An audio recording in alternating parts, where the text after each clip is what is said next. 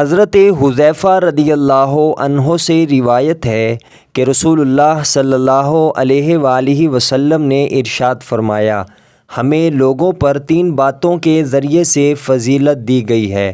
ہماری صفیں فرشتوں کی صفوں کی طرح بنائی گئی ہیں، ہمارے لیے ساری زمین کو سجدہ گاہ بنا دیا گیا ہے، اور جب ہمیں پانی نہ ملے تو اس زمین کی مٹی ہمارے لیے پاک کرنے والی بنا دی گئی ہے، اس کے ساتھ تیمم کر کے پاکیزگی حاصل کی جا سکتی ہے۔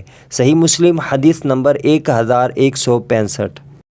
حضرت محمود بن لبید رضی اللہ عنہ سے روایت ہے کہ حضرت عثمان بن عفان رضی اللہ عنہ نے مسجد نبوی کو نئے سرے سے تعمیر کرنا چاہا تو لوگوں نے اسے پسند نہ کیا۔